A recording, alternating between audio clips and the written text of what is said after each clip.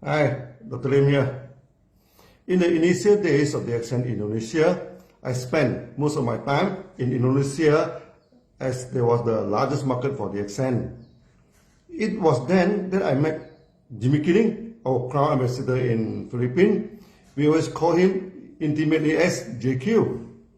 The wife of JQ is of Indonesia origin. Both she and JQ spoke good Indonesian language or the Malay. And many times, she was the only one who speak Malay with me in Philippines. JQ joined Diksen in Indonesia and brought Diksen into Philippines. The time so many people rushed into Diksen in Indonesia and our meeting ran into thousands of people.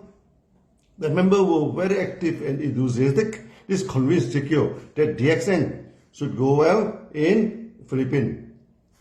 Then we kickstart all the registration and import formality to bring the products into Philippines.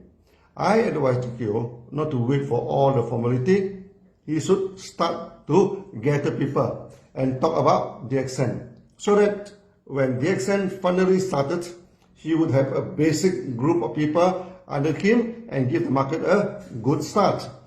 We always say, tomorrow shall not wait.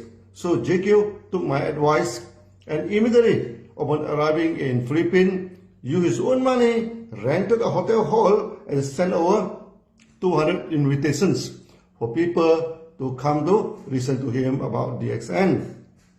Years later, JQ recalled, there were 3 people who came for the meeting. He himself, his wife, and his driver.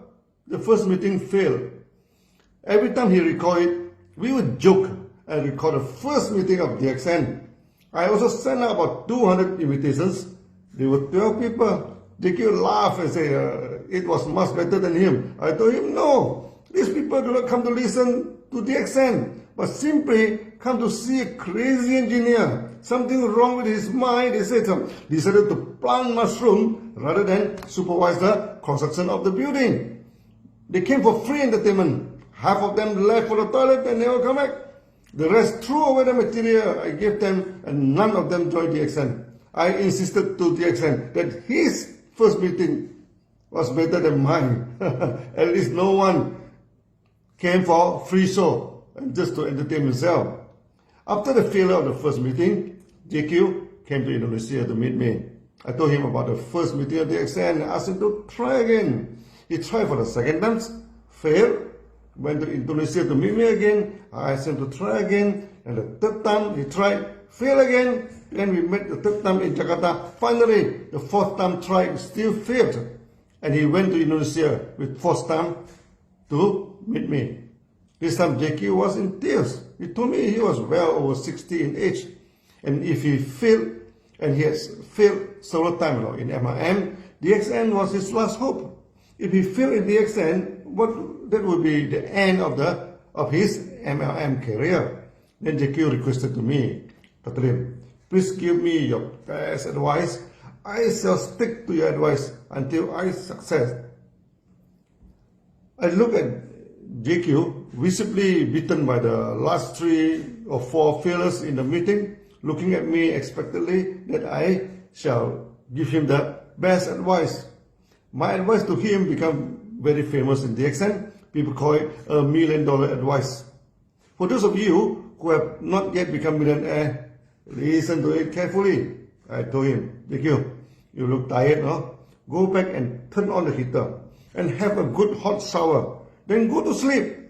After that, went back to Philippines. Do it all over again. JQ was shocked by such blunt advice. I told JQ, in Diksen, we never took failure as an answer. The more we fail, the more we try. Each time we try better and better. Then it started to work. Initially a small success, then a bigger success, then a great success. This time I decided to go with JQ to Philippines and wanted to see for myself what had actually gone wrong. When in Manila, JQ organized the meeting again. This time about a dozen people came to the meeting.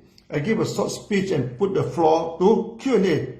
In Diksen, Q&A is always important. As from Q&A, we can know what is the expectation and the concern of the members. After a few questions, immediately I identified the problem. In Philippines, all health food companies are collapsing at that time. Due to currency meltdown, as told not as bad as Indonesia, but the peso has been devalued for half of its former value. Many MLM companies, especially the health food company, increase the price double and triple the original one. The market simply could not absorb it, and started to fail. The aloe vera company from US failed, the Lindsay company from Taiwan failed, the bee pollen company from Singapore failed, the health food company from Australia also failed. The audience asked me, those companies from advanced countries, like the US, Australia, and even Singapore have failed. What was the chance for a developing country like Malaysia to succeed?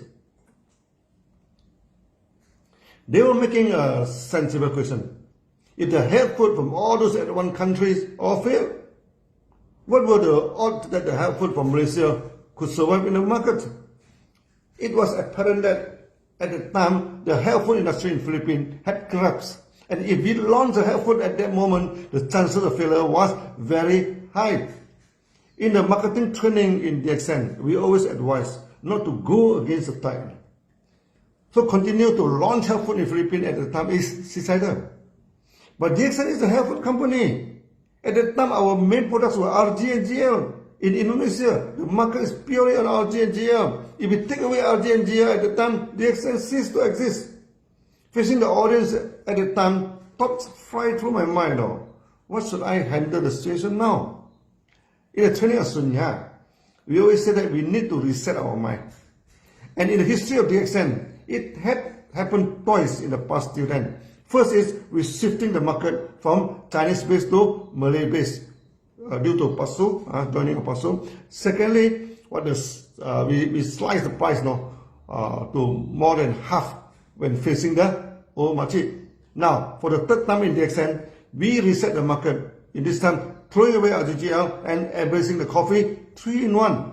In Sunya, when things do not work, we just throw it away and reset the situation. Other than RGGL, we have coffee 3-in-1.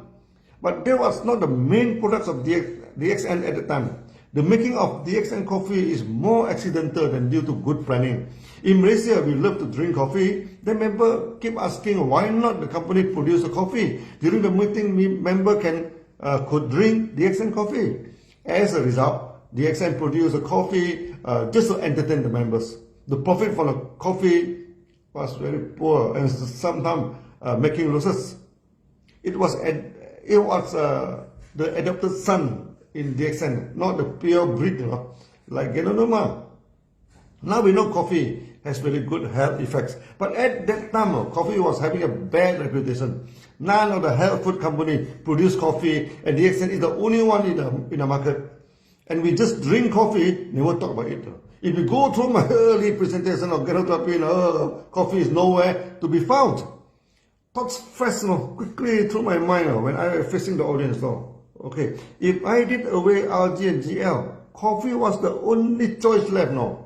Will people laugh at us, a health food company selling coffee? Will people laugh at me again, who turn lunatic and do something crazy? At the end of the day, I decided a bad choice was better than no choice. If we do away with RG and GL and do not want to promote coffee, we left with no choice. If I promote coffee, that was a very bad choice for a health food company, but it has a joy at least now. A stupid choice was better than no choice. Then I asked our audience, did you all love to drink coffee? That was a stupid question. Filipino is like the Malaysian. Coffee is their second life. In the village of Malaysia, when you visit any family, the first thing they do is prepare a cup of coffee to you. You better drink it now. Refusal to drink is almost like declaration of war. If you do not drink, the friendship ends. If you drink it, then immediately we are brothers and anything under the sun is negotiable.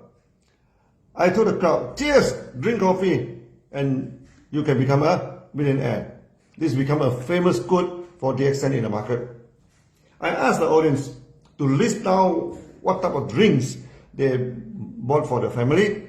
then use the same amount of money, to buy Dixon coffee, then you will not have, if you don't have enough money, one sachet of coffee can make into several cups if you wish. If you wish. Our coffee is real coffee. Even when you make it to 10 cups, it still tastes like coffee. The audience loved the idea, and almost all of them joined Dixon.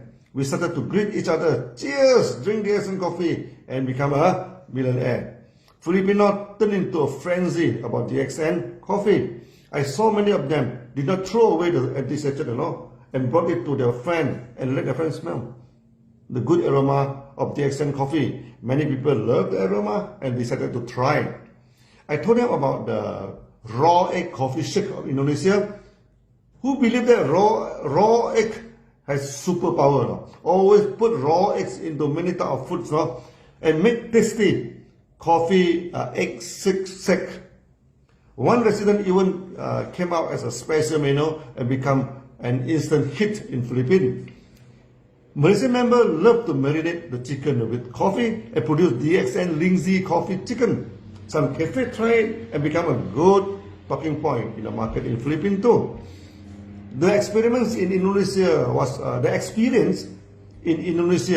repeated in Philippines. Many M&M companies are stunned by the economic meltdown and rejection of health food in the market. Coffee is much cheaper than any health food. People can have major products of less than $5 at the time. It was cheap and affordable. And the idea that you can involve in M&M simply by drinking coffee sells like hotcakes in the market. Suddenly, members flocked into DXN Philippines, sales picked up and soared through the roof. Philippines became our major market until this day. Most importantly, we avoid the mistake we made in Indonesia, and Philippines emerged as a healthy market of DXN. In the next video, I shall tell you what are the mistakes we avoid that turn DXN Philippines into a stable and good market for DXN. See you then. Bye bye.